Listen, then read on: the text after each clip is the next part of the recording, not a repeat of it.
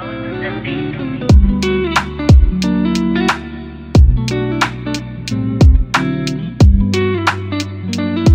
beautiful people of all ages, shapes, and colors, to another episode of the Hit Your Free Throws podcast, where we encourage you to stick to the basics. I'm one of your hosts, TV, aka TV on Basketball, alongside my co-host Jay, aka the Knockdown Jay. How's it going, my guy? Bro, TV. Oh, It's baby, time. It's it's time time. now. Postseason NBA basketball is upon us. We're releasing this episode on a Wednesday, so you're gonna see the first two playing games happen, but that's okay. That's okay nonetheless, because we're gonna be previewing the play-in tournament. We're gonna be previewing the two series that are confirmed for each the East and the West episode. So it's gonna be jam-packed, and of course we're gonna finish it off with a quiz for you guys at the end. But Jay, we've been waiting for this, man. We've been waiting for postseason basketball. Bro, this is the part where we get to really talk hoops thorough, bro. Like, Yeah, since starting the podcast, we have kind of been very news oriented, right? yeah, We've been trying to focus on some of the bigger storylines in the yeah. NBA. Of course, the things that are going to carry off into the offseason, things that have long term ramifications.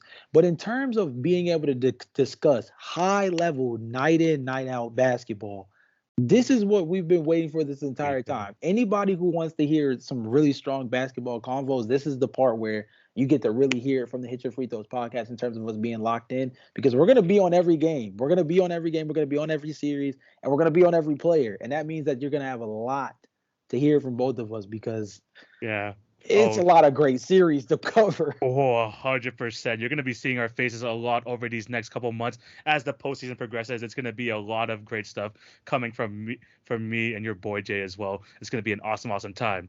But before we start today's episode, we do have to plug our socials. Remember to follow our personal socials at the TV on Basketball, at the Knockdown J, down in the description below. You can find the link trees there, find all of our socials. And as for the Hit Your Free Throws podcast, remember to subscribe.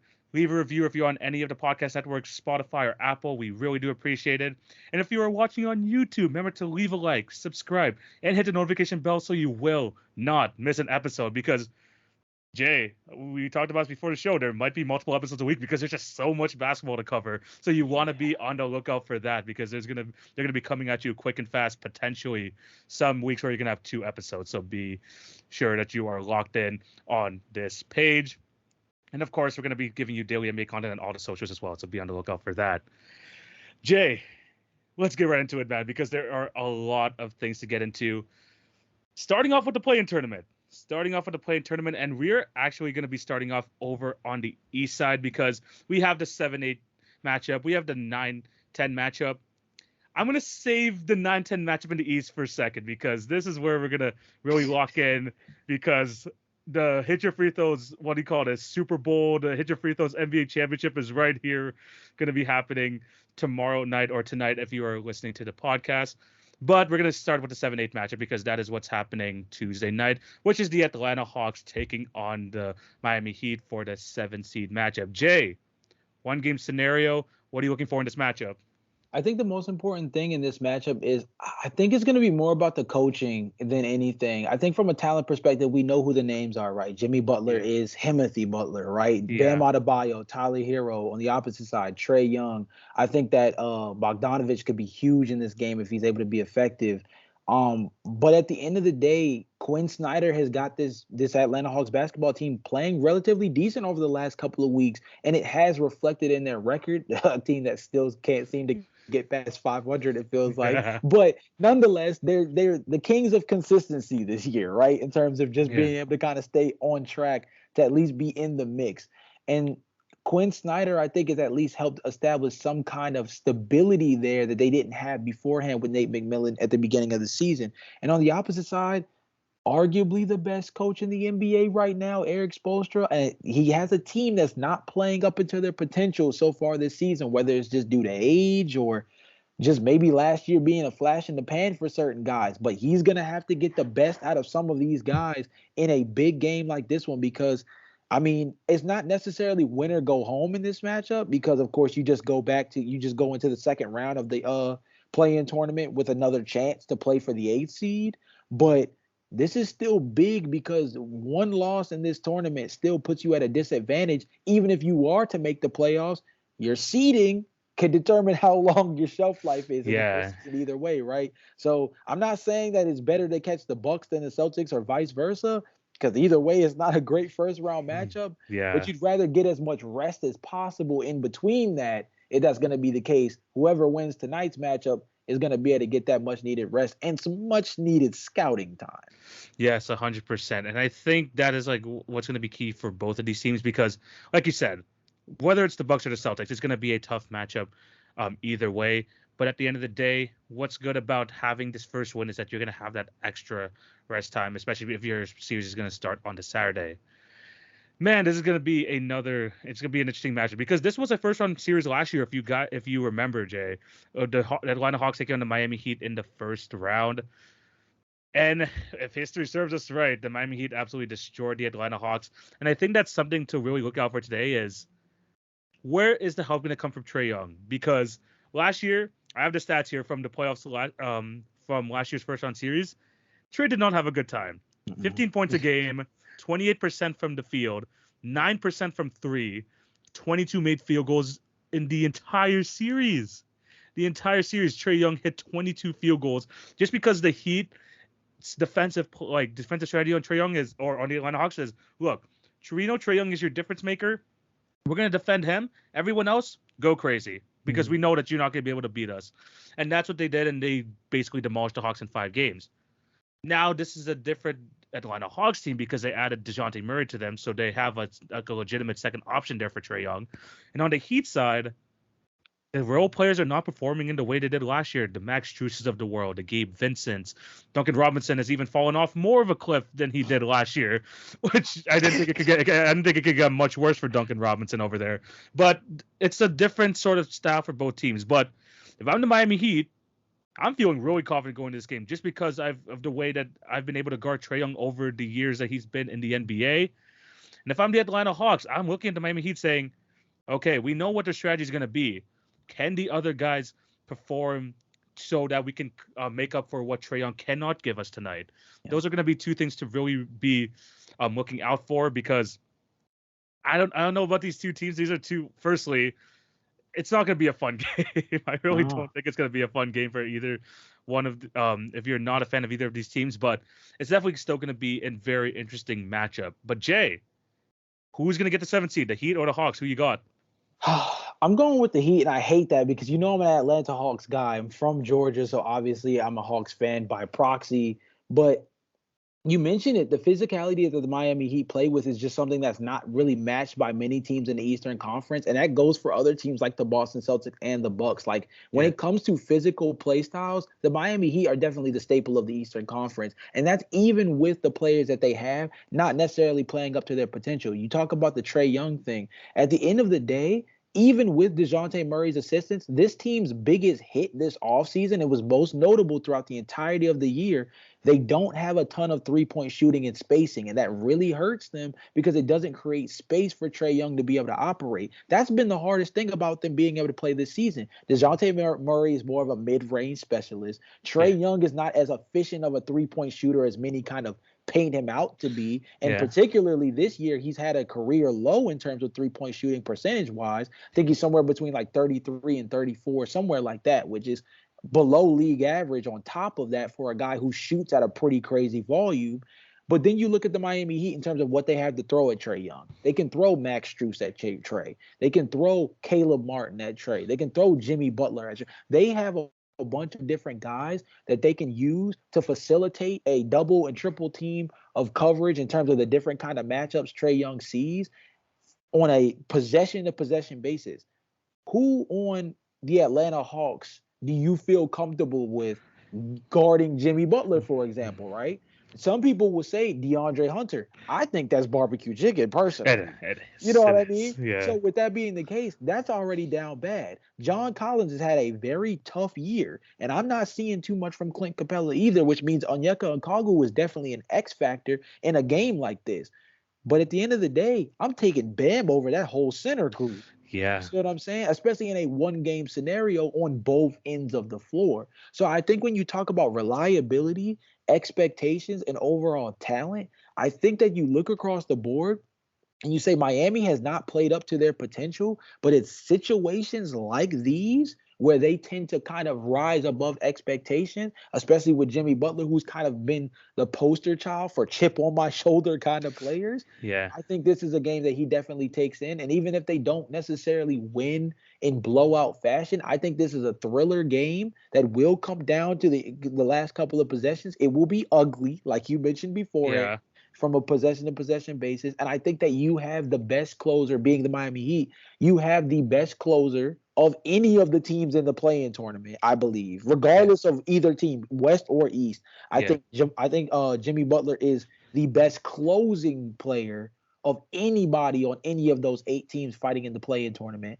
And on top of that, I think the execution, like I mentioned earlier, from Eric Spoelstra probably is going to be big time in a game like this, where again, you're trying to get your team rejuvenated after a very, very nasty year. Yeah. 100%. I'm gonna have to agree with you here. I'm gonna go with the Miami Heat. I mean, you mentioned you took basically like all of my points, saying that that Adebayo just kind of outclasses the entire like Hawks Bigs rotation. Um, Trae Young and his struggles against the Miami Heat. I mean, DeJounte Murray. This is gonna have to be the DeJounte Murray game if the Atlanta Hawks were to win, because Trae Young is gonna struggle. I do believe that's gonna be the case tonight. But DeJounte Murray, they brought him in for this exact reason, to be a release valve, to be a secondary option. So he's gonna have a big game if the Hawks want a chance in this. But I'm gonna focus on basically what you're talking about in the end. Jimmy Butler in the playoffs is just it's like Michael Jordan out there, man. Like Jimmy Butler, when it comes to playoff time, I mean, he'll probably won't care for the first 4 months of the regular season, but when it's play-in season, when it's playoff season, Jimmy Butler just goes from here to here. His compete level goes higher. We've seen what he's been able to do on not just a playoff stage, but on an NBA final stage and play to the highest level. When it comes to do or die, Jimmy Butler is just revels in those type of moments. So I think he's going to be key. And in general, even though the Heat like role players haven't been fantastic this year, we've seen not just last year, but even in the bubble year, that the Heat role players have been able to step up and produce in big moments. Yes, Tyler Hero didn't have a great playoff series last year, but we know that he still has that capability if they can get bubble Tyler Hero, the rookie that absolutely took the NBA by storm. We've seen Gabe Vincent have some moments in the playoffs, Max Strus. These guys have been, although not the best regular season performance this year, we've seen that they've been able to perform on the high stage, and I trust that more than what the Atlanta Hawks have been able to give. So in terms of the 7 seed matchup, I will take the Miami Heat to get this W. Mhm. Moving on to the next series. At least in this next game. This is the game that we honestly, since the beginning of the podcast, that we thought this is going to be a big possibility, and it's finally coming to fruition. We have the Hit Your Free Throws championship game, however you want to call it. We have the Chicago Bulls Jays team versus my Toronto Raptors. Jay, Bulls versus Raps, a game with all the marbles on the line to not even be in the playoffs, and an opportunity at the 8th seed.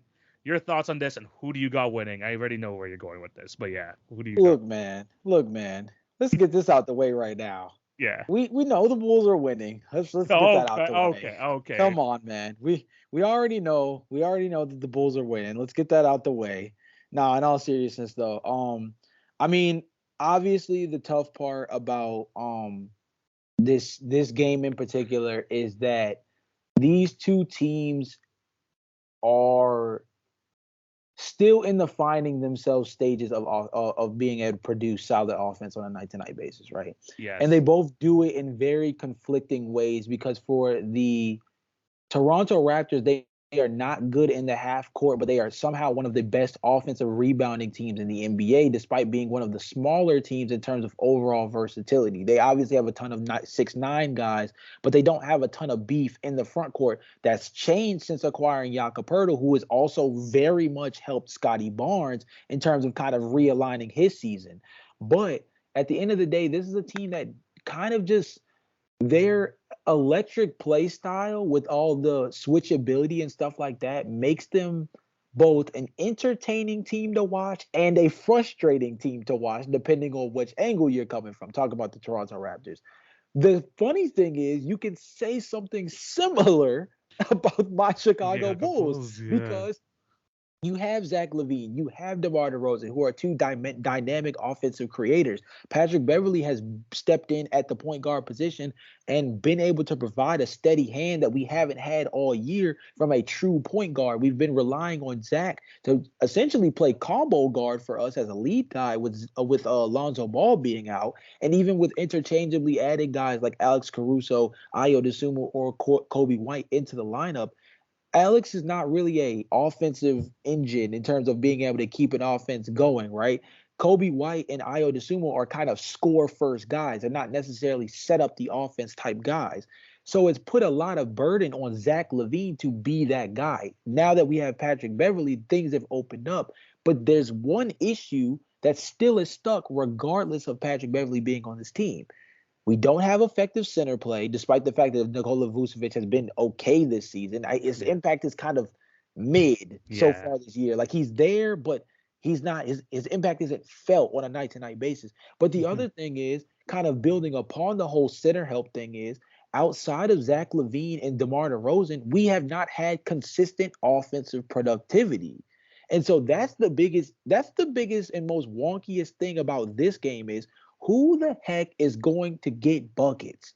The funniest part about this, TV, is both of these teams are legitimately solid on defense this year. Like, very good on defense. Godforsaken reason, my Chicago Bulls are top 5 defensively, despite the personnel saying there's no reason for us to be this good on that side of the ball. Same thing can be said for the Toronto Raptors. Again, also one of the better offensive rebounding teams in the league, despite the fact that their overall lineup construction would indicate they would probably be getting killed on the glass most of the time. So these are easily two of the most unorthodox teams in the play-in tournament. And I think that's what's going to make it such a fun game, because I think that at the end of the day, I think it's just going to come down to who star players play better. Yeah, honestly, like, that's like my biggest point here. Like, honestly, when we look at this game, the difference in this game is going to be which duo is going to perform better, Siakam Van Vliet or LaVine DeRozan. That is going to be the biggest indicator of who's going to win this game, because this is going to be ugly. This is going to be ugly because not only are the Heat and the Raptors, sorry, not the Heat, the Bulls and the Raptors are both like top 10 in like allowed points per game. Like, they are some of the best defenses, but we're also bottom 10 in points per game ourselves. So I can easily see this game being like a 192 sort of win for either one of these teams. And the difference is who's going to outperform who. Now, one of the things to look at is DeMar DeRozan coming back to Toronto.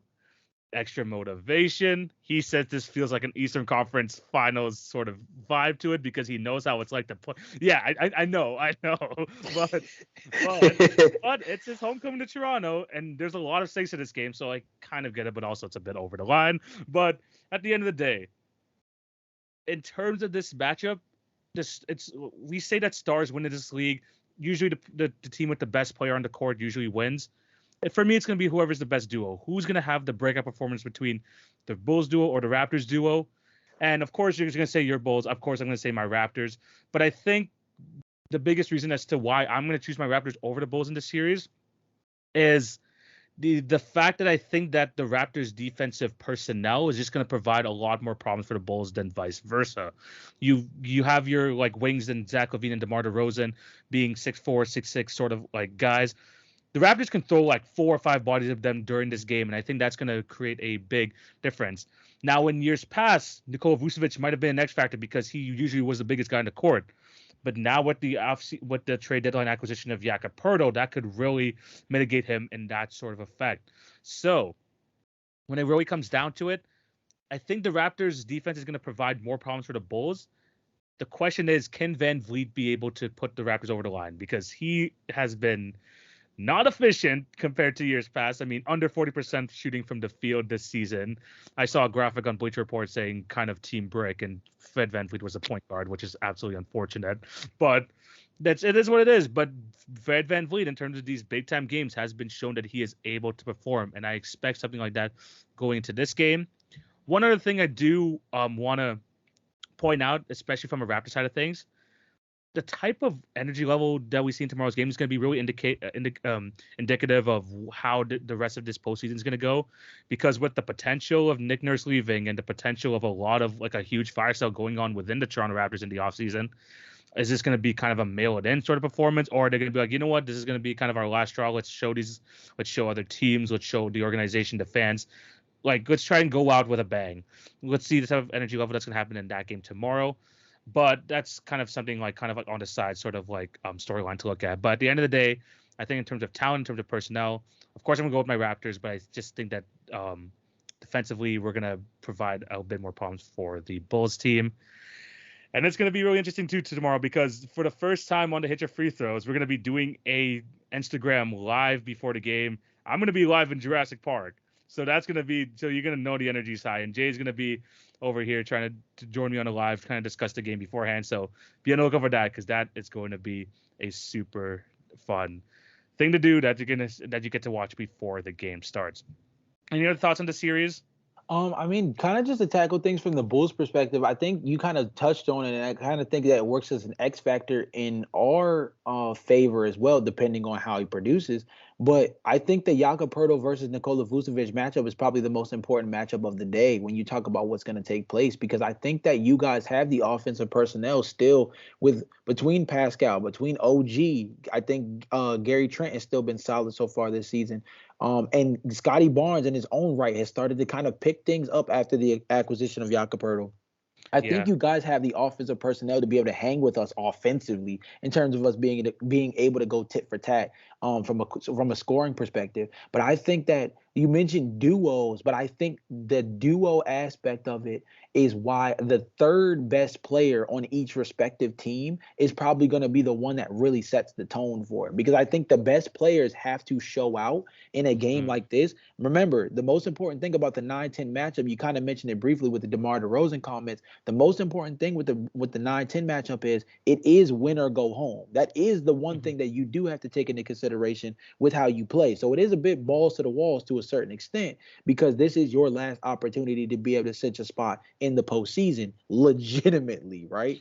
Yeah. But at the same time, when you look at this from a off-season standpoint, the same way that you mentioned the Nick Nurse element, we have to make a serious decision about Nikola Vucevic this offseason and whether or not he is a guy that is worth genuinely re-signing. Remember, it's been an extended hand all season long about the idea that, yes, we want to bring Vooch back and all these things. But we don't have Lonzo Ball anymore. We have to make decisions on Kobe White and Ayo Dosunmu this summer. There's a bunch of different things that are now factored in, and Nikola Vucevic still falls at the top of that list in terms of things that we have to figure out from a distribution standpoint. In a win or go home scenario like this, where you do have the offensive advantage against Jakob Poeltl, you have to be able to take advantage of that, because if we cannot take down the Toronto Raptors through you with Jakob Poeltl as the lead center, what are we going to do against some of these other teams like the Milwaukee Bucks with Brook Lopez and Giannis Antetokounmpo,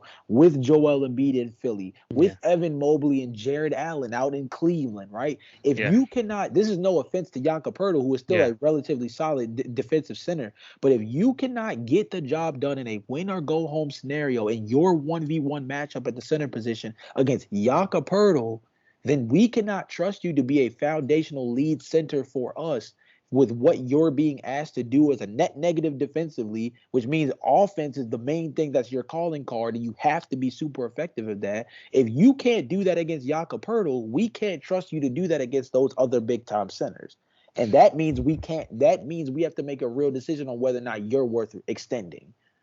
Yeah, 100%. And I think like in terms of like, Vucevic, not only for the future of the Bulls, but for his future in the NBA, because he's kind of like in that kind of like middle place. Like he's a borderline top 10 center, but we don't know what he's going to produce on a night-to-night basis. He was an all-star in the past, but is he still going to be able to produce at that level?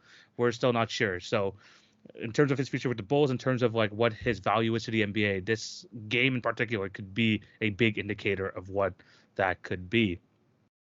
Quickly before we move on to the West playing games, if you had to choose between like your Bulls and the Atlanta Hawks, which is again according to your predictions going to be the eight seed matchup, who are you going to go with? I'm going with the Bulls. I mean, maybe there's some homerism in there, but like I said, at the same time, I also am a fan of Atlanta by proxy. But I'm gonna go with the Bulls because I just feel at the end of the day they're playing better basketball around Yeah. this time frame. I think they have a better identity established in terms of where they've been able to build things up since acquiring Patrick Beverly specifically. And I think at the end of the day, I think that Trae Young has quietly been an all NBA player, but I don't think that there's 10 guards in the NBA that have been better than Zach LaVine in the last month and a half. Yeah, that's very no, for sure. No, he's definitely gone underrated. I've mentioned this in episodes past. Like I think he's still like at this point in his career, he's an underrated player, and I think that um even though a lot of people don't really like did talk about him as much as they have in previous years, he is still someone to be on the lookout as like a top guard in this league, or at least like in the conversation for sure. I guess in terms of my Raptors versus Hawks one, I'm as much as I want to say the Raptors, I just think that the Hawks offensive is gonna like offense, especially coming from Trae Young and DeJounte Murray, is gonna be kind of too much for us to handle. I as much as I want to go with the Raptors, I think the Hawks do win that matchup and do end up with the 8th seed.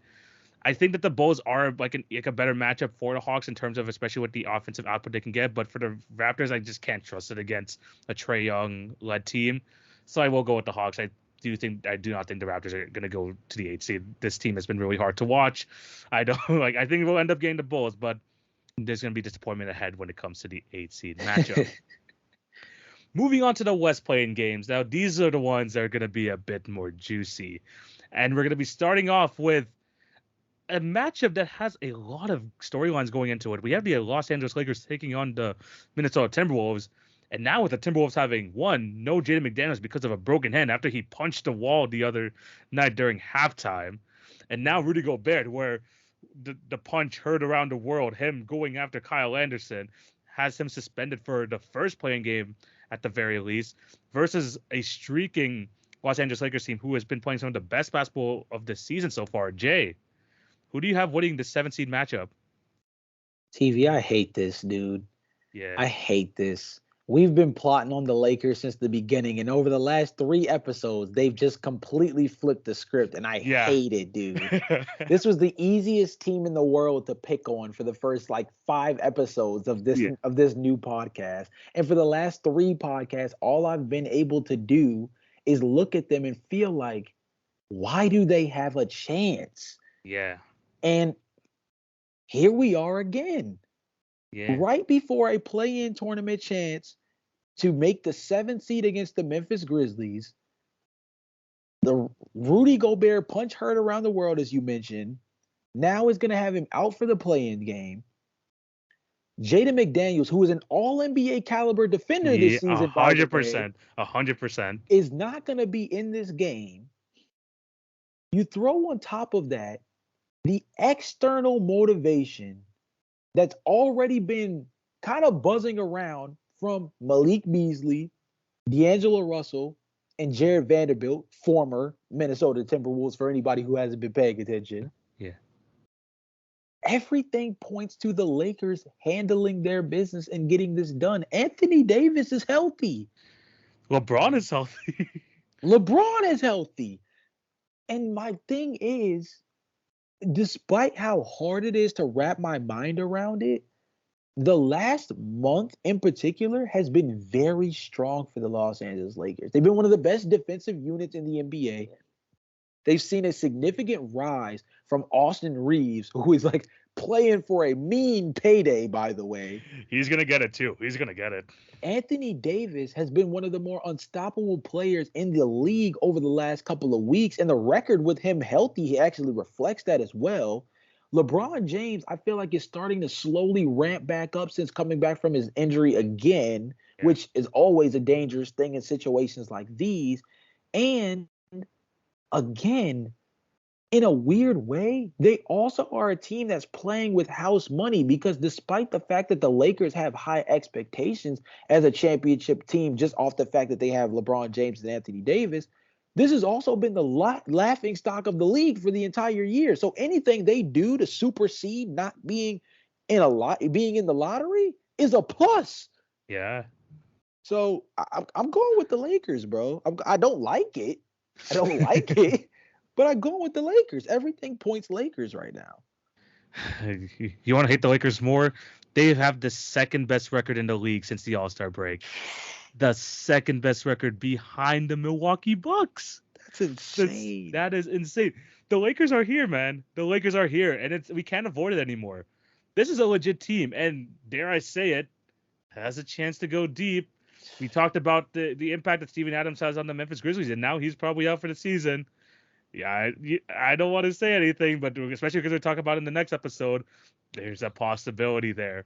But in terms of this matchup versus the T-Wolves, no Jaden McDaniels, no Rudy Gobert, you have one of the most dominant inside presences in the league in Anthony Davis. He's gonna feast tonight. Especially there's not even a Naz Reid. Naz Reid is still injured as well. So yeah, the center rotation is really thin for the Minnesota Timberwolves. Anthony Davis is gonna feast. LeBron James lives in the paint. He's gonna feast. And the Lakers just looked so much better than the Timberwolves over these past couple weeks, dating back to the All-Star break. They have more motivation. They have probably the better duo between, of course, AD, LeBron compared to Cat and Anthony Edwards.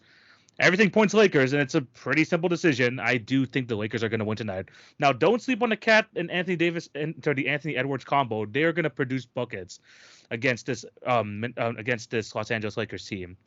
But without the defensive help from McDaniels or Gobert from the interior, they're just going to give everything back on the other end because both those guys are not known for the defensive prowess.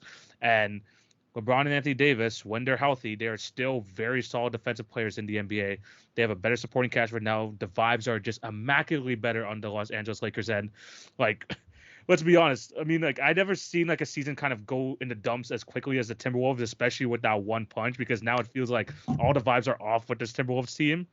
But that's what happens when you have internal problems that are kind of external now at this point. So at this moment, I gotta go with the Los Angeles Lakers. I think it should be a pretty easy victory, but again, it's a one-game scenario. Anything could really happen. Don't sleep on Cat and Anthony Edwards, but I do think that the Lakers do pull out this win. Any thoughts before we move on to the next game? No, man. Like I said, it feels like everything points Lakers. In a weird way, maybe that should make us skeptical of them because anytime we've set high expectations for them, they've kind of crumbled underneath them so far this season. But this just seems like everything is kind of stars aligning in a sense that points to the Lakers should be able to get this one done. It seems like a pretty set deal, and it might be the easiest pick of all the play-in tournament games. Yeah, 100%. Moving on to the next play-in tournament game, though. Again, one of the players in this game, we both have a lot of faith in.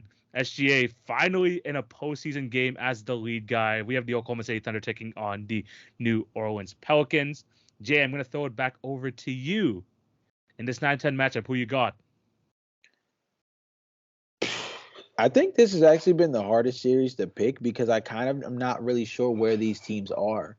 Yeah. The Pelicans have underachieved a lot so far this season, mainly due to the lack of having Zion Williamson on the floor, who will also be missing this game on top of all of this. But Brandon Ingram has played very well recently.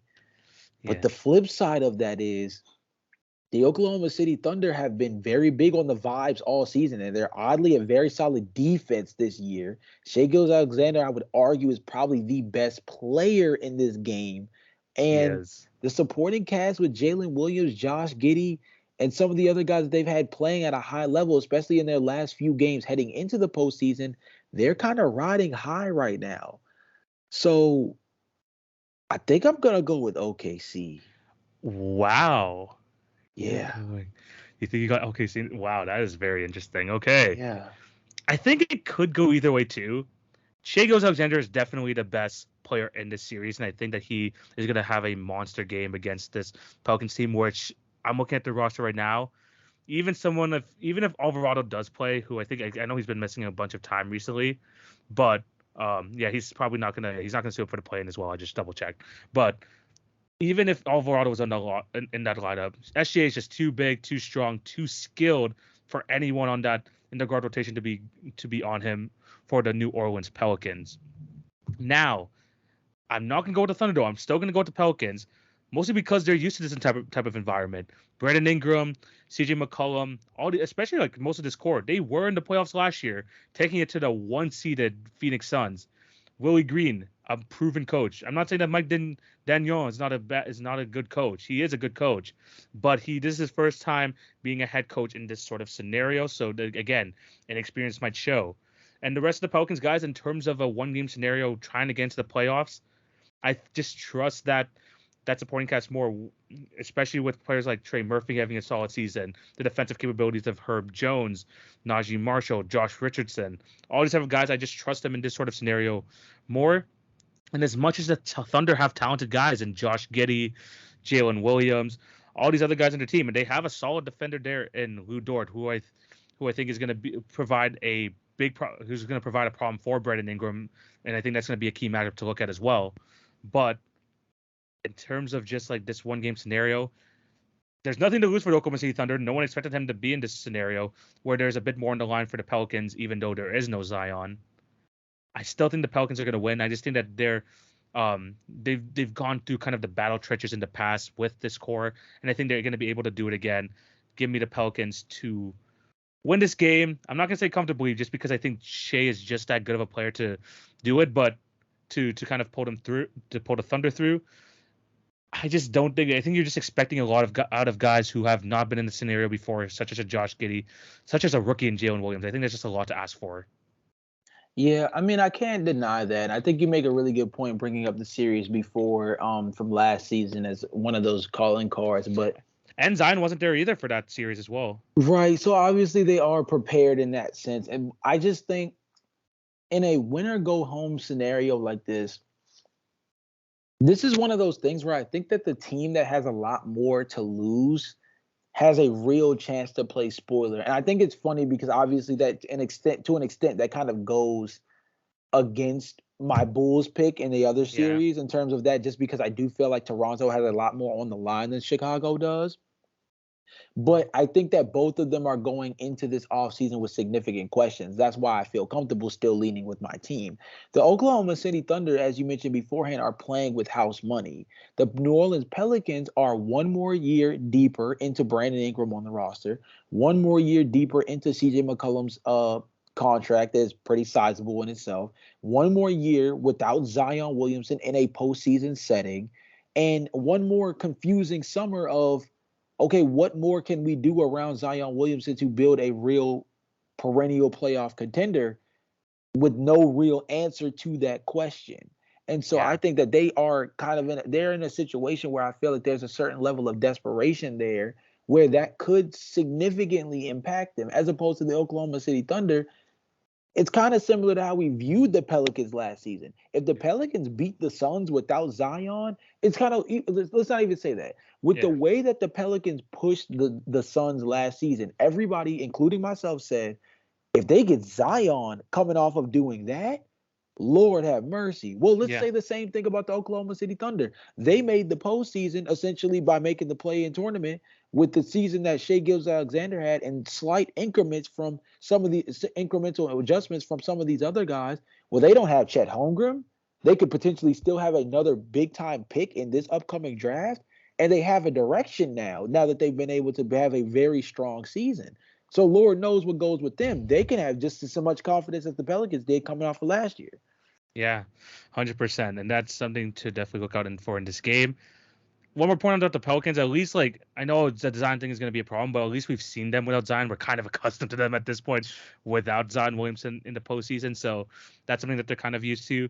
But yeah, I mean, nothing. I say this like a broken record, but nothing is more dangerous in a team with nothing to lose. And the Thunder is a type of team in this scenario, and they could definitely pull out the win here, especially in a one-game scenario. This is not a series. This is not like anything from the playoffs. This is a one-game scenario, and the Thunder definitely have a chance in this one. Before we move on to the actual playoff series, your 8 seed matchup, according to your picks, would be the Wolves taking on the Thunder. Who would you have gain the 8 seed in that matchup? I think that's where I would have to go with the Wolves. I think OKC's good enough where if you told me they won, I wouldn't be shocked, because again, maybe this is also controversial, but I think that Shai is probably the best player in that game as well. Oh, 100%. I 100% agree with that. I think some people are a little bit higher on Anthony Edwards to the point that maybe that's a debate. That's the only reason why I said it might be controversial. Yeah. But I think that they still would have the best player in that given game, and I still feel as though I'm not usually the type to pick around stuff like this, but team vibes is a big deal, bro, in It situations is. like these, especially when you're playing with so much angst. And we're talking about a win or go home scenario. Angst is not your friend in situations where the pressure is already very high. The Rudy Gobert incident with Kyle Anderson, not even days after his comments about Kyle Anderson's leadership strategy and stuff like Yeah. that, obviously contradicting each other once he actually kind of got thrown into the fire. All of that mixed with, again, Nas Reed not being available, Jay McDaniels, like the fact that they're missing guys, even getting Rudy Gobert back, I don't, I fear for them. But at the end of the day, I think that they just still have a bit more. Like I just think, and I think in a game of that caliber, Anthony Edwards and Cat is just a bit more than what Shea Gilgeous-Alexander is going to be able to provide. And I think this might be a little risky, but banking on their guys to be able to put two games of this caliber back to back together, I'm not sure about. Yeah. I think one game, I think they can, but two against a team like this that definitely can score with high volume, I worry about that. Yeah, 100%. In terms of like a Wolves OKC Thunder game, I think if the Wolves were to be an 8 seed game, I think they would prefer to have OKC just because of the inexperience they have as well. Yeah. In that type of matchup, I do see the Wolves winning. In terms of a Wolves versus Pelicans, which is the one I would be having as the 8 seed game, Gobert will be back, so that's someone to help deal with Valanciunas and have like a good inside presence in there. But I could also see a situation where the Pelicans kind of use the Timberwolves' strength to their advantage and just go completely small and just like try to kill the Wolves on the perimeter, as teams have done to the Jazz in the past, a la the Los Angeles Clippers Terrence Mann at center, the Terrence Mann at center experiment that they did a couple years back. But in terms of this matchup, again, with no Zion Williamson, I think that the Wolves' offensive talent of both, again, the same argument you have with Shea Alexander, Brandon Ingram and CJ McCollum versus a healthy Carl Anthony Towns, Anthony Edwards, and now with their defense back and Rudy Gobert, I think it might be a bit too much to handle. I think it's going to be a very close game, but I think that the Wolves experience, even going to the playoffs last year, putting up a good fight against the Memphis Grizzlies, I think that they've gone through enough where they know how to win these type of games, and I think they're going to be able to pull off the win and become the 8 seed to go against the Denver Nuggets, which should still be a very interesting matchup. Any other thoughts? Or are you ready to go down and dirty with these playoff predictions? Let's go, man. Let's go. Let's go. Let's do this. We have two matchups set in both the East and the West. We're going to start off in the East once again with this one, and we're going to start off with the 6-3 matchup. A matchup that we both predicted that was going to happen come playoff time. The Philadelphia 76ers taking on the third seed Philadelphia 76ers taking on the 6th seeded Brooklyn Nets. But sadly, Brent Simmons is out for the season. What a shocker. But again, it's still going to be a pretty interesting matchup. Jay, what are you looking for in this series? What is the most interesting thing to look at here? I think the most interesting part about the series is two things that I pay attention to. Obviously, the first thing is Mikal Bridges as a lead guy in a postseason setting. He's been the fourth option as a part of the Phoenix Suns the last two playoff runs that they've played in particular. And he's been a guy that's been a glue guy more so in these settings. Yeah. Now he's going to be a lead ball handler, a lead offensive creator. What does that look like in a physical postseason series against a team that has a lot of potential defenders on the wing, from DeAnthony Melton to Shake Milton to PJ Tucker, that they can throw at him, and they will willingly throw at him, understanding that he is the lead option. And then the second thing that stands out most to me is going to be the most important matchup, I think, of the entire series. Nicholas Claxton versus Joel Embiid. That's got to be the one, right? Because at the end of the day, Joel Embiid, his ability to feast on the offensive and defensive glass, along with the fact that he is probably one of the most complete centers in basketball, Nicholas Claxton has his hands full in a potential 7-game series with this team. And this is also a big litmus test for Nicholas Claxton in particular, because, look, this is a guy that before all the Kevin Durant and Kyrie Irving stuff happened at the trade deadline, he was getting real buzz as a DPOY candidate. I think me and you both had this conversation as well, that I don't think he was a guy that was leading the pack by any means, or even was a guy that was like in the top 3. But this was a guy that was like comfortably in the top 5 in terms of that conversation. And towards the back end of the year, he kind of fell off. Maybe that was because of the lack of attention on the Brooklyn Nets at that point. Maybe it's because at that point, with the personnel that they had left over, he just wasn't as effective as a defensive rim protector. Now that we look at the circumstances as they're set, he has been a lot more comfortable in his role over the last couple of weeks, adjusting to kind of like this newfound second/third option that he's kind of placed himself in, while also still being a lot one of the better defensive centers in the league. He's, like I said, he's gonna have his hands full against Joel Embiid. It's gonna be the most important matchup of the entire series, because Joel Embiid's ability to be effective is the determining factor between this series going 4 or going, maybe 6 or 7. Yeah, 100%. And that's something to definitely look out for in this matchup, because like you said, Nicholas Claxton has been proven to be one of the better interior defenders in the league this year. And now it's going to be the biggest test going into a potential 7-game series against one of the best centers in basketball in Joel Embiid. So that's 100% something to be looking at. I think we could both agree here, even before we make our picks, that the 76ers are heavy favorites. Yeah. Right. We can agree on that end.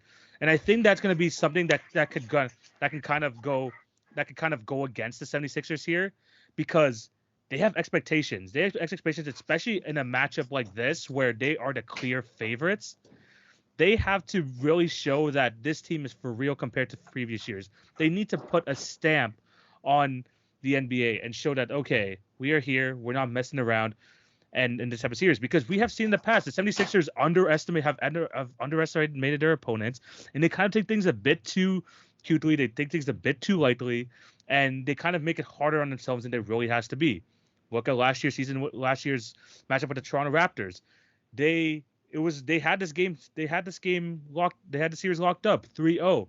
They made it go an extra 2 games, and what happened? Embiid had the orbital fracture. They were playing cute. They were playing around too much, and that's what sort of things happen in what has happened in the Philadelphia 76ers series in the past.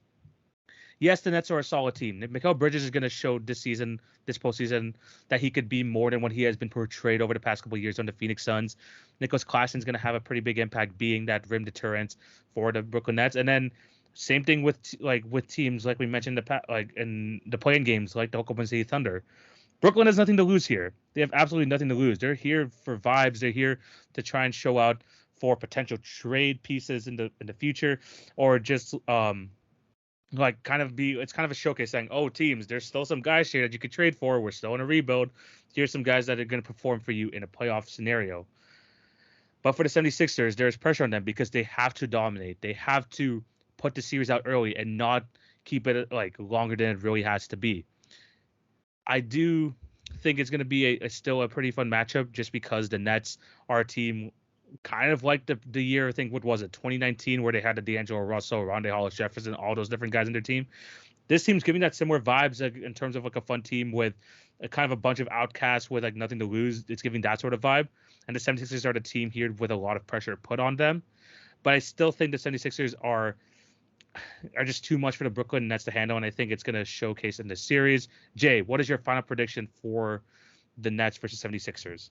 Like you mentioned before, and I think we both agree, I have the Philadelphia 76ers winning in 5 games. I think this is a series that heavily benefits them because of the fact that Joel Embiid, I think, especially playing with the chip on his shoulder of potentially maybe losing MVP again, or hey, maybe playing up to potential by winning the MVP, considering that a lot of people have him as the lead candidate for that right now. There's going to be a lot of pressure on him on both fronts to prove himself, whether it's to prove people wrong for not selecting him as MVP or prove people right for choosing him as the MVP. Now, this is something he's not going to know, obviously, until, somewhere into the series. But I still think that it's going to be a very telling series for him because of what you said. Playing with your food is not going to be a good way to go about this series because, like you mentioned, the Brooklyn Nets are no slouch just because of the fact that they're kind of here for vibes. Mikal Bridges is an all NBA caliber defender. Cam Johnson is in a contract year. Dorian Finney-Smith,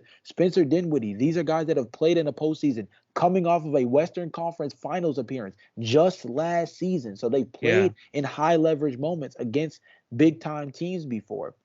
They also have a big time coach in Jacques Vaughn, who honestly, if a lot of teams across the league weren't playing above their weight this season, Jacques Vaughn would be like heavily considered as coach of the year in most years with the job he's been able to do, considering the fact that he was able to hold this team down throughout all the turmoil involving and not involving Kyrie Irving and Kevin Durant, right? Yeah. So this team is not to be slept on. And this is a series that should only go no more than 5 games, but they have the caliber, they being the Nets, have the caliber to push this deeper. The question is, are the Sixers going to allow it? Because they have the talent to shut the door on this thing. But they also have the mentality and played and such, like you mentioned in years past, where this could get ugly quick if they allow things to slip out of their fingers. Yeah, 100%. And again, to avoid as much injuries as possible, which has been a problem once again for the 76ers in years past, get the series over with. This is a team that you should not be messing around too much with. You got to get this done quickly. I agree with you. I'm going to go with 76ers in 5. I do think that they're going to slip up one game, and the Brooklyn Nets are going to take one, probably in the Barclays Center. I think too here a big thing is to see how well James Harden is going to perform, because if you remember the narrative last year around him, he's not shooting enough, he's being too passive, and stuff like that. We need to see a more aggressive James Harden, especially on the shooting end, because as much as Embiid is the MVP of the league, probably one of the best players in the league, James Harden is still an NBA 75 player. He is still a top guard in this league, and he has to continue to show that in this matchup, being that like solidified number 2. I mean, if we see a scenario where him and Embiid can combine for 60 points a night, then that's scary for teams going forward. So I think that is something to look out for as well, to see how well Harden can play. But I still think the 76ers have a better top cast. They have a better supporting cast than the Brooklyn Nets. I still think this is going to be an easy series for them. And at the end of the day, the Nets are just happy to be here, man. They're just happy to be here. Second matchup, I think there's going to be a lot more competitive than this matchup. We have the Knicks versus the Cavs, the 4-5 matchup over here. Both teams, man, this is a very interesting matchup because, as we both know, this is very much not a rivalry, but a storyline that has carried over since the offseason, with Donovan Mitchell potentially going to the New York Knicks, and now he's ending up on the Cleveland Cavaliers, and now he's about to face New York in a 7-game series. Jay, what are you looking for in this series? I think the biggest thing for me that I'm actually paying attention to is the play of Evan Mobley. I think that we have an understanding of where everybody is in terms of the hierarchy of talent within this series. Donovan Mitchell is easily the best player in this series, but I think that Jalen Brunson and Julius Randle have something to say about where they stand as a duo within the Eastern Conference, especially with the way they've played this season. Darius Garland is a guy that I think, under these bright lights, is going to have a very big series to kick off his postseason debut. Evan Mobley is the guy that I think, under these circumstances, is going to learn. We are going to learn the most about, in terms of what his superstar upside is. Because I think under these circumstances, this is going to be a series where offensively they are going to need him to show off the skill set that people feel as though he has the potential to grow into. I think that Mitchell Robinson is no slouch by any means as a rim defender, but I think this is a series where, when you look at the combination of Jared Allen and Evan Mobley, they easily control the front court matchup from that perspective. So I think that when you look at that, of the talent pool, Evan Mobley is the next guy in that grouping to me, in terms of when you go down the list. I think it's Donovan, Jalen Brunson, Julius, then Darius Garland. I think there's a weird way where you can put Darius Garland and Julius on a similar tier, but still. And then Yeah. I think that next guy underneath of all of that, from a talent perspective, is Evan Mobley, especially with the way he's played this season. And I think that his impact as a front court player on both sides of the ball, something that I don't think any of those other 4 players I named ahead of him can equally say. I think that Evan Mobley has the chance, with his two-way ability, to be the most pivotal player in this series, more specifically for the Cleveland Cavaliers. But I think that his overall production is going to have a huge influence on how the Cleveland Cavaliers play in this series, which is big because, like you mentioned, there's a lot of controversy around this series, considering there's a lot of storylines that date all the way back to this previous offseason. Yeah, this is going to be a very fun matchup, especially because of the way that the New York Knicks have been transformed this year, mostly due to the addition of Jalen Brunson. We've seen the type of like impact that he can make, taking a team who didn't even make the playoffs last year into a top 5 seed again, which the Knicks were at a point 2 seasons ago. But in terms of this matchup, what I'm looking forward to most is to see if that point guard upgrade is really gonna translate into a playoff series. Because Jalen Brunson, man, this guy could have potentially been an all-star, and in some crazy world, even though the guard position is deep in an all NBA, there's a chance he has been playing at an all NBA level as well. So him being a part of this team, and him and Julius Randle being one of the better 1-2 duos in the Eastern Conference so far this season, let's see if that's going to be able to translate into the playoffs. And in terms of the playoffs, too, for Julius Randle, it was rough for him 2 years ago. It's going to be pretty tough here, especially going against a front court of Evan Mobley and Jared Allen as well. So that should be 100% something else to look at. In terms of the Cleveland Cavaliers side of things, Donovan Mitchell clearing away the best player. I know last season with the Utah Jazz, it didn't look like he was the playoff performer that he was in years past. But if you remember, even looking back to that bubble, that series between him and Jamal Murray, we could see that Donovan Mitchell could play at such a high level, could play at like a top 10 NBA player level, that in a series like this, under the bright lights of MSG, this feels like something like a place where Donovan Mitchell can absolutely take his game to a whole nother level and just show out because he just plays great when the lights are brightest. This is a really tough match to predict because the Knicks have been so good so far this season, and the Cleveland Cavaliers, especially late in games, have still been kind of iffy in terms of their fourth quarter offense, even though Donovan Mitchell has been great. Is there going to be some other help? Hopefully it's Darius Garland. I think he's going to have a phenomenal series here as well. But I think the biggest X factor here, and if the New York Knicks really want to get over the hump, especially because it's going to be a tough series for Julius Randle, RJ Barrett, man.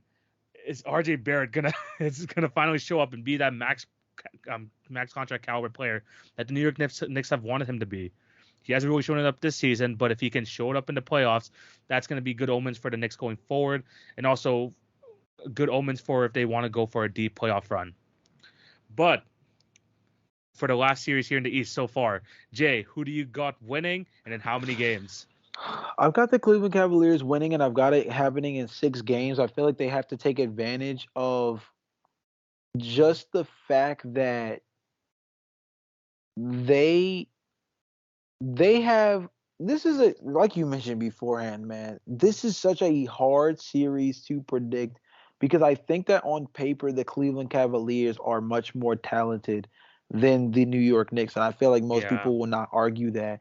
But the fact that the New York Knicks have addressed that guard hole, like you mentioned, and we've had this conversation on multiple podcasts, so this isn't even me saying anything that's new. The New York Knicks optimally and effectively addressing their backcourt rotation in a way that establishes offensive creation, defensive personnel with guys like Quentin Grimes, offensive stability between dudes like Emmanuel Quickly and Jalen Brunson, and the fact that Julius Randle can be a lead option, but not necessarily a coverable option in the sense that there are other offensive weapons now to worry about.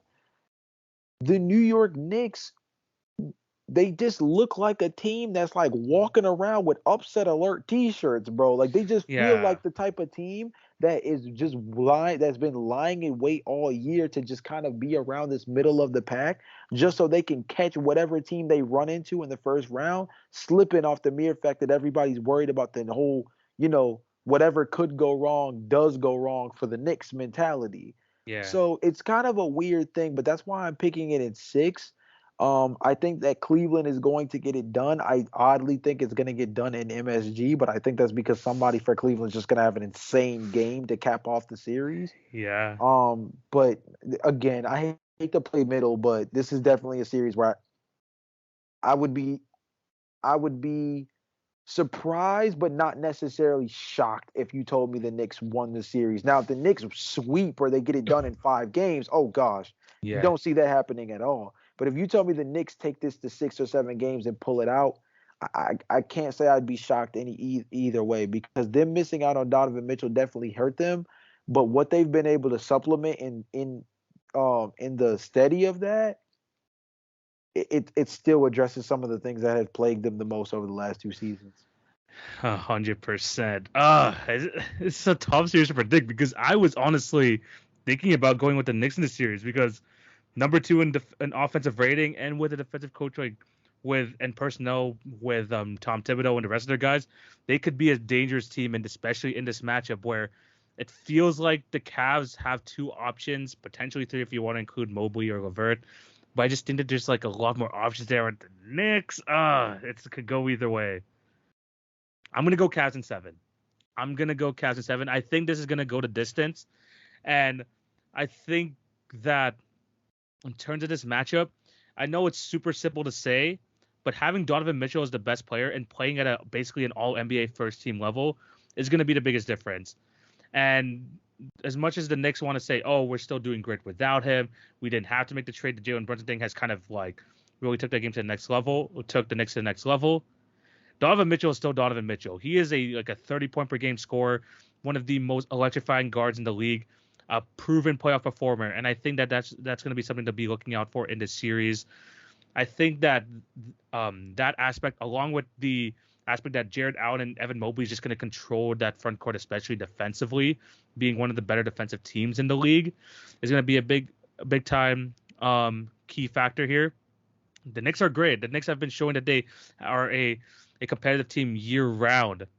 But I just think that the Cavs just have a bit too much talent, a bit too much, especially continuity on that team. And JB Bickerstaff is not a bad coach as well. I think it could go either way. Even still, I'm still kind of like debating whether I should switch it up or not, but I'm going to keep it there. I'm going to keep it with the Cavs in 7. Jay, any other thoughts on the series, or are you ready to move on to the West? Man, East is a bloodbath, TV. East is a bloodbath. East is an absolute bloodbath. Let's move on to the West, and we're going to start off with the 6-3 matchup here. And it's going to be a team that we've been waiting to see in the playoffs for 16 years. The Sacramento Kings going up against, unfortunately, in their first playoff series in how many years, they have to go up against the defending champion Golden State Warriors. Jay, what are your thoughts going into the series? Bro, Golden State and these dang Lakers are the two most confusing teams in the entire postseason. Yeah. The Warriors can't win a road game to save their life, but they're about to get Andrew Wiggins back. Klay Thompson has been pretty good over the last month and a half. Yeah. Draymond Green has been holding things down defensively despite the fact that the personnel has not been there. Gary Payton's back too. Gary Payton is back healthy, and one thing that was super notable in last year's series, leading all the way up to the finals and even in the finals, is Jordan Poole has something about him in the first 3 games of playoff series. Yeah. So all of that points to a very scary situation for the Sacramento Kings. Yeah. But I've been very high on the Sacramento Kings this year. I've been extremely high on the Sacramento Kings this year, and that's what makes this series very hard to pick because everything says that the Golden State Warriors are getting right at the perfect time, but that road victory thing is very difficult to look past, especially when you look at a team like the Sacramento Kings that are very very favorable as a home team this season. The De'Aaron Fox postseason debut was the biggest story of this series by far, to me personally, because this is his coming out party. This is the series that every lead guard in particular wants and has been able to thrive under when given the opportunity, right? Donovan Mitchell has been able to experience this. Jamal Murray has been able to experience this. Last season, Anthony Edwards was able to experience this. I think that this is another big time opportunity for another all-star caliber guard to finally fully announce his talents to a more mainstream audience in terms of being able to recognize him as one of the better guards in the NBA. TV, I am going to go in the favor of the Golden State Warriors when I look at this series. And I think it's strictly off of the fact that they are just ready at the right time. I think if you told me GP2 wasn't coming back, if you told me that Andrew Wiggins was still on the bench, I think this would be easily the Sacramento Kings because of the fact that everything we've seen this season already kind of makes them look like the better team. But I think we've had a consensus belief on this, and you can tell me if I'm wrong. If the Golden State we've been saying if the Golden State Warriors are healthy with how wonky this Western Conference is, if they draw a favorable bracket, they can go far. Well, TV, their side of the bracket is as favorable as it gets, all things considered. Yeah. You're right. Yeah. You're right. It's just tough because I've been loving the Kings this year. I've been loving everything about them. I think that the cohesiveness that they brought, the culture that Mike Brown has given, even though he's a defensive coach, he still has helped develop one of the best offenses in NBA history. It's going to be a tough matchup, and I think that's a really good matchup, too, to look at, that Mike Brown, the former assistant coach of this Golden State Warrior team, being able to go up against basically his former head coach and Steve Kerr is going to be something to look out for as well. But I think the key matchup here, and the key to look at is who's going to be guarding who in these matchups. Because the Warriors, yes, they're getting their defensive pieces back, but they've been a middle of a pack defensive team this year. The Kings so far this year, they've still been a bit below average, but they have been a great road team. They have been one of the best offenses in NBA history. These are a lot of things going into it, and I think that the key thing for the Kings to look at, especially against this Golden State Warrior matchup, is being able to find who's going to guard Steph Curry. Now, are you going to sacrifice some of the offense and give a lot of minutes to Davion Mitchell, who was a defensive specialist, or are you just going to ride it out with De'Aaron Fox, saying, De'Aaron, do your best. Try your best to chase Steph Curry the entire time because we need the offense from the rest of the guys. They need to give the minutes to Malik Monk because he's shown that he's been a key part to them this year. Keegan Murray has been a fantastic three-point shooter. Players like Harrison Barnes, Domantas Sabonis, they need to be put on the court. Even though they're not defensive options, they need them for this team to operate. So are they going to sacrifice some of their offense and try and get someone to chase around Steph Curry, even though that's probably an impossible challenge to do anyway? Or are they going to just go full-out offense in the playoffs and just hope that they're still able to outscore the Golden State Warriors? Because honestly, their personnel says they're able to do so. They have shown that they're able to score with the best of them in this league. But still, their inexperience, their lack of playoff experience. I mean, Domantas Sabonis has been in the playoffs before, but it hasn't been a great time, and it's with the freaking Indiana Pacers.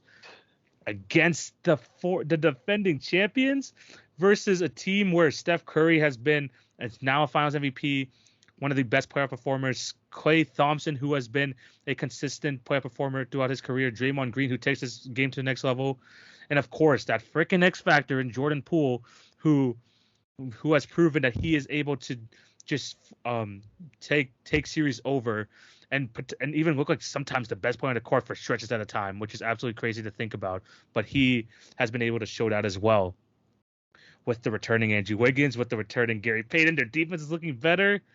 It is pointing towards the Golden State Warriors. Like it's same thing with the Lakers. We mentioned perfect place, perfect timing. They're healthy now. They have a pathway to a long playoff run. Sitting here with the Golden State Warriors. But Jay, there's always that one team that surprises everyone in the postseason. The one team that, against all odds, it was the Mavericks the year before. It was the Phoenix Suns in previous years. There's always that one team where it looks like they are down and out, that they do not have a chance.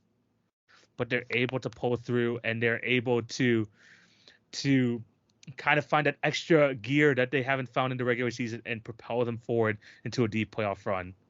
So although these are the defending champions, I'm going Kings in 7. Whoa. I am going Kings in 7. Now, if it goes less than 7, I am going with the Golden State Warriors. But if the Kings can somehow get to a Game 7 in Sacramento, in the Golden One Center, with that rabid Sacramento Kings fan base who have not seen a playoff game in God knows how long, I think that energy, that momentum will be able to push them through here. The Warriors are going to be a tough challenge. I do understand that. They have the best player in the series in Steph Curry, a generational player in Steph Curry. But man, there's something about this Kings team this year. There's something in the water there in Sacramento. I said in the storyline thing that there's always that one team to kind of make a deep playoff run that we don't expect. I think it's the Kings this year, man. I'm going with them in 7. It doesn't feel good. It doesn't feel right. But man, I'm pulling through for the Kings here. Give me them in 7. Hey man, I appreciate the boldness, and I honestly appreciate the fact that you kind of stuck with the fact that they've been a risky pick all season long, right? We've been skeptical of them for a while, and don't get me wrong, I have been, you know this Yeah. you know this just based on the fact that we've recorded previously and so on and so forth, but I have been very high on the Kings since the preseason heading into this year. Yeah. I just wonder you have to wonder when the fairy dust rubs off, right? That's Yeah. the big thing. Domantas Sabonis is having an all worldly season for himself in terms of being an offensive hub for one of the greatest offensives of all time. De'Aaron Fox is easily the clutchest player in the NBA, and I think it's going to reflect when he wins the most clutch player award. Because Yeah. I think he is the guy that's probably going to come out with the win on that one. And they've got a team that has been playing above their weight in terms of some of the guys that they were able to acquire and what they've been able to do. I love the Kevin Herter pickup. I love the Malik Monk pickup. But those guys have definitely produced offensively in a way that I don't think anybody could have truly expected. And against a team like the Golden State Warriors, who thrives in an up and down matchup, again, we saw this. We saw this exact same movie with the Memphis Grizzlies. If you're going to be a team that wants to go up and down the court, wants to play up tempo, and wants to play the who can outscore who game in terms of who can, in terms of who can hit 150 first, Golden State is not afraid to play that game with you. And if anything, they invented that game. You know what Yeah. I mean? When it comes to like the most recent history. So I think with that being the case, I think the Kings are going to do what they've done all season long, and that's going to get them some wins in this series. But I feel like when it comes to when the rubber meets the road, I think Golden State's going to close the series out. Now, I think you make a great point about the 7 games thing. If it goes back to Golden 1, all bets are off. All Yeah. 100%. I think it's something. It's just something about the Sacramento Kings, man. It just feels like they weren't supposed to be here in the first place. No one really saw this coming, and now that they have a chance to be here, I feel like they just have. I don't want to say they have nothing to lose, but no one really expected them to be here in the first place. The Golden State Warriors are built to win a championship, and this could possibly be like a last stand sort of opportunity for the Warriors. The Kings, man, they're still pretty young. They still have a lot to prove, and I think that this series they're gonna showcase to a lot of the NBA world what they are able to do. Again, do I feel confident in it? Not really, but I'm still gonna go with the Kings in 7. I am gonna rock with it. Final series to look at in the Western Conference is a matchup. Honestly, what probably the most interesting 1v1 matchup in this entire playoff so far. We have Kawhi Leonard taking on Kevin Durant, Clippers versus Suns, the 4-5 matchup. Jay, your thoughts on this series and in this series, because there's a lot of factors to really take in here. I think that this series comes down to that matchup more than anything because Kawhi Leonard's ability to outduel Kevin Durant is going to have so much weight considering that Paul George is not going to be available for the start of this series. And so with that being the case, first of all, the LA Clippers, man, talk about putting yourself in a bad position. Should have just lost the last game of the regular season and you wouldn't even be in Yeah, this mess. yeah, But in all seriousness though, like this is one of those unfortunate pools. Like, my universal joke last season was, wow, the Chicago Bulls arguably had their greatest season in recent memory, and they did all of that, gave us a year's worth of memories just to run into the Milwaukee Bucks, who are easily the worst option possible in terms of a first round matchup in the postseason. Yeah. Well, here are the LA Clippers. They've gone through everything that they've gone throughout this season in terms of being able to endure 82 games with Kawhi Leonard in and out of the lineup, Paul George in and out of the lineup, three new guys added to the roster at the dang trade deadline, and now, or four guys, excuse me, including Russell Westbrook.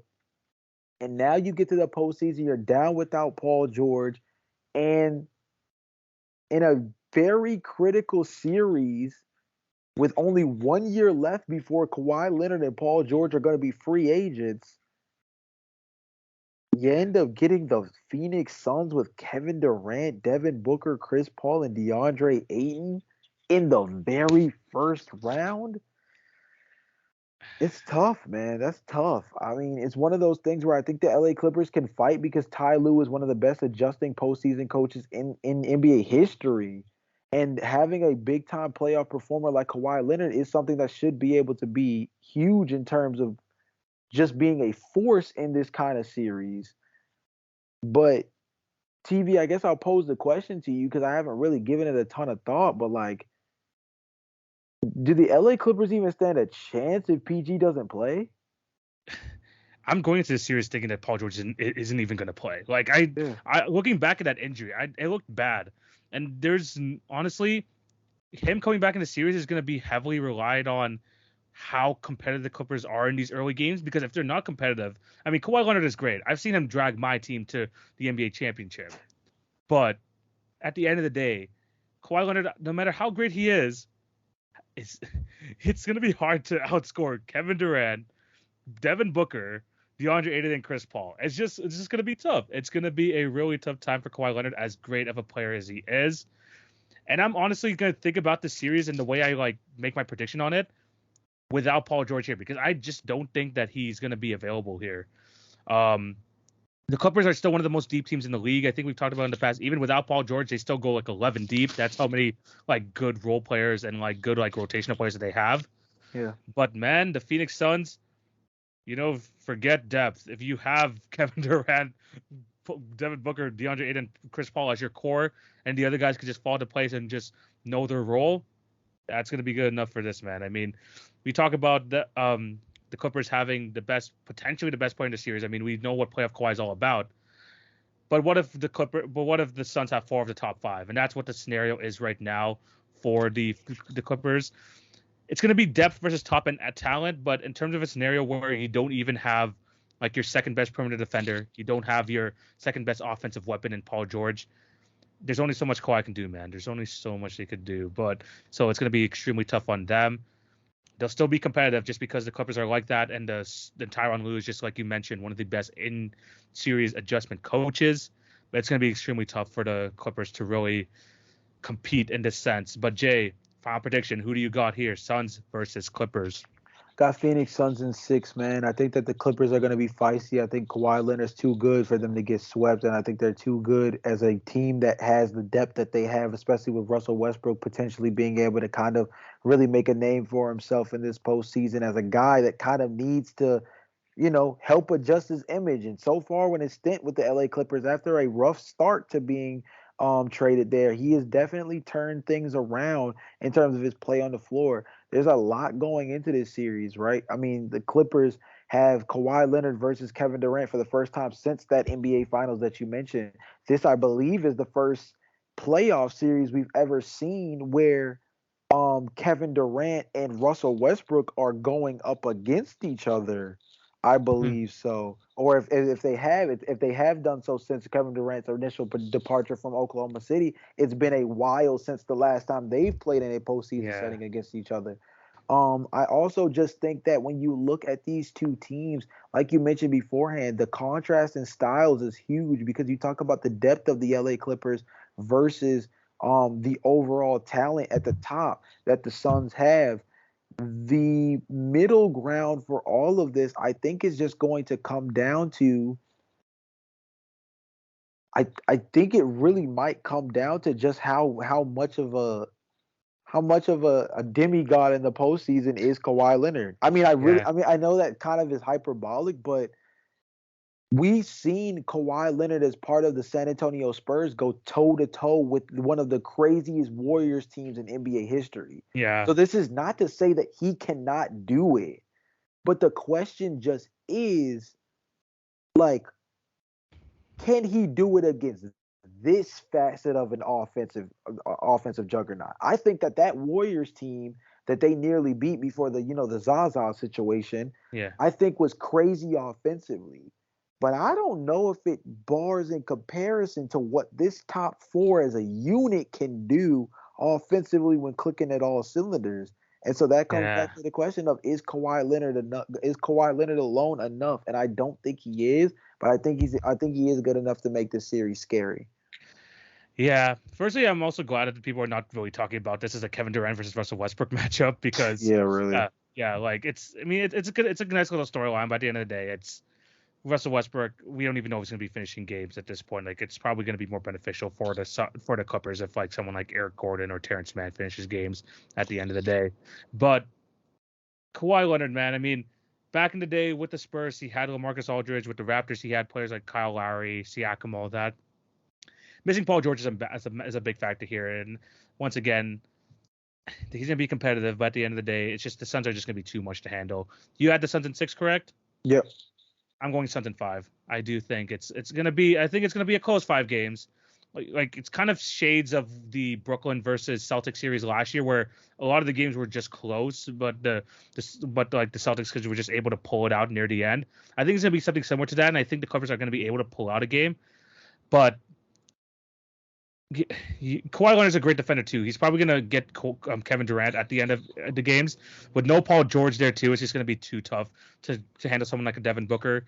Going to be a really tough series for them. I'm going to have the Suns in 5 in this one. I think that this whole Kevin Durant thing, yes, they've only played 8 games as a full unit, but Kevin Durant is it's just too good, man. He's just too good to be added to this team. Any other thoughts? My last thing that I have to say in terms of this series in particular is watch out for CP3. That could be a good thing or that could be a bad thing, but I'm saying it now because I feel like it's gonna matter. Watch out for CP3. CP turned 37 and fell off the cliff through the floor and into the ocean last postseason. I'm not saying that he's due for that because this is a guy who throughout this regular season has been a little underwhelming, but has picked things up as of late. So I'm not calling for it, but Mm-hmm. I'm saying he is a guy that we are going to have to really keep our eye out on, because if he turns into the guy that we saw post turning 37 last postseason, this could actually be way closer of a series than we initially imagined. But if he plays to the caliber of how he's been for the last month to 2 months of the season, then I think the Phoenix Suns could get this work handled just as quick as I think most would expect, considering that the Clippers are without Paul George. Yeah, 100%. CP3, same thing with Russell Westbrook. CP3 could be the same thing at this point in his career. He could be like a difference maker in terms of like making this even quicker than we expect, or his play could like really halt the Suns in the sense where he's their lead point guard. He's the one who's making most of the decisions. He could be the one who can kind of play them out of this as well. That's going to be definitely something to look at. Yeah. But yeah, those are the playoff predictions for the East West. Our thoughts on the player situation, especially before as well. Let us know down below what you guys think. Give us your predictions as well. You're gonna know the results of the 7-8 matchups when this episode releases tomorrow, but it's still gonna be very interesting to see how those are able to turn out. But Jay, we are almost at the end of the episode, which means we have one more segment to go, and that is the NBA quiz. And for this quiz today, Jay, it's another Chicago Bulls related one, and this has to do it's kind of like a kind of make fun of the Chicago Bulls situation because over the last 20 seasons, you have had 10 primary starting point guards in your franchises. In your franchise, it's been basically a rotating carousel of Chicago Bulls point guards over the last 20 years. And Jay, I'm gonna need you to name all of them. I have all 10 here on this list of your primary starters. So basically, the starting point guard that has played the majority of the games this season of that season. I'm gonna have you try and name all of them. There are 10 of them. Let's see if you're going to be able to name all of them. So this is starting at the 2002-2003 season up to now. So let's see if you're going to be able to name all of these. We've had 10 starting point guards since 2003. 10 primary, so they've played like the majority of the season Okay. as a starter. As a starter, Okay. Derrick Rose, Derrick Rose was from from 08 to 012, 14-15 season as well as the 15-16, so that covers a lot of it. Rajon Rondo, That was 16-17. Kirk Heinrich. He was 2003, 2004, 2005, 2006, 2007, 2008, and also he was the starting point guard during the Derrick Rose injury seasons as well. For some sick reason, Cameron Payne. He was not a primary starter. He did play. He started a lot of games that season, but he was not the primary starter that year. Okay. How about Aaron Brooks? He was not as a primary starter here. There's a lot of like, just think of like, honestly, a lot of the point guards on this list come from the last 5 years. That's just been like moving a lot here. So if you think of some like recent Bulls starting point guards, you're gonna find a lot of them on this Okay, list. let me get one more oldie out. Is Kirk Heinrich on the list? Oh, you got Kirk Heinrich already. You said him already. Oh, okay, yeah, okay, that's right. So Kobe White, Kobe White, 2020, 2021 season. um, uh, Dunn, Yes, that was 2017, 2018 season. yeah, You're missing 1, 2, 3, 4, 5. So you've got half the list already. Lonzo Ball. He was not the primary starter because he only played 35 games that Ah, year. that's true. Alex Caruso. He came off the bench during that time. There was another starting point guard who was your primary for that season. Oh, He was also your Ayo? primary. It's Io. He was the Yeah. primary starter for last year as well as this year. So that was the last 2 years covered. You're missing 4 more. 2 of them I think you should be able to get because they're kind of like just like recent point guards that the Bulls have had who are pretty trash, but I mean they're still kind of memorable. Kind of trash, but pretty memorable. Yeah, that's tough. If it helps, they're 2 white guys. Yeah, I mean, I guess that kind of helps, but Yeah. at the same time, how much more recent are these? So you had the 2018-2019 primary starter and the 2019-2020 primary starter. One of them is an international guy, more known for his time on the Wizards. He's a pretty big point guard, but he had one season where he was basically the starting point guard for most of that sick year where we had Tomas Satoransky. Satoransky, 2019, 2020. Good and then God. And then you had one more recent guy. He is most known for his college time. He assisted Ryan Arcidiacono. Arcidiacono, 18-19 season was your primary starter. I just wanted to make sure that I felt like I was in that pocket. The minute you said 2 white guys, I was like, this does narrow it down, but how narrow is it? The minute you said the minute you hinted to Tomas, I was like, okay, I know these are the 2 sickest years of my life that you're talking about at the moment. Yeah, and now we're missing 2 guys, 2 of the older ones. One was a top draft pick of the Bulls, but unfortunately gone to a motorcycle accident. Oh man, that's the Jay Williams. Yeah. The Jay Williams year, 2000, 2003. And then the final year here, I don't know if you're going to get him. He was a journeyman around the league. I most know him for his time on the Knicks, but he also spent some time with the Lakers. He's been a backup point guard for like a lot of his career, but he stayed in the league a long time. If it's initials Lakers. And he spent his early years with the Chicago Bulls. If you need help with his initials, I don't know how much helpful it's going to be. It's CD. Those are his initials. Is he still in the league? No, he's been out the league for probably like 7-8 years at this point. But he was like a member. I know. I remember. Wait. Is it? Oh, okay. Bulls fan coming out here. Is it Chris Duhon?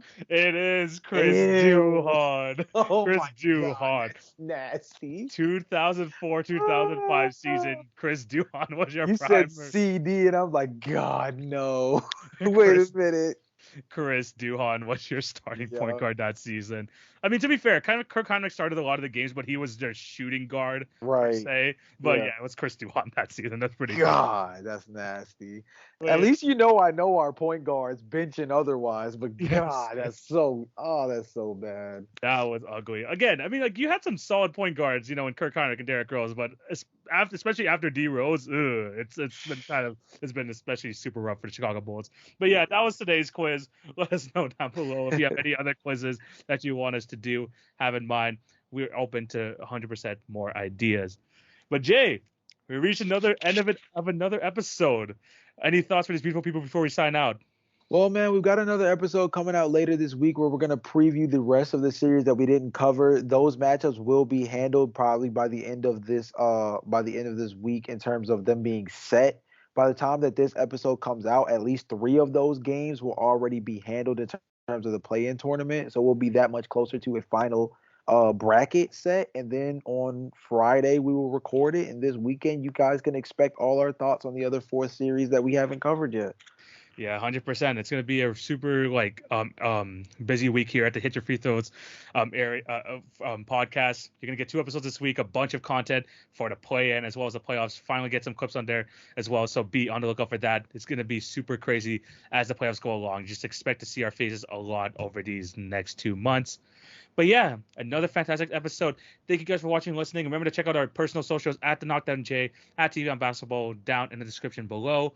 Make sure you follow Hit Your Free Throws on TikTok, Instagram, and subscribe.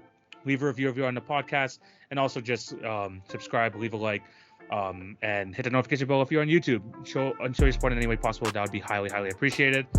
But we've reached the end of today's episode. Thank you guys for watching and listening. This is TV signing out. Over there is Jay. Have an awesome day, you guys. Take it easy. Peace. Peace.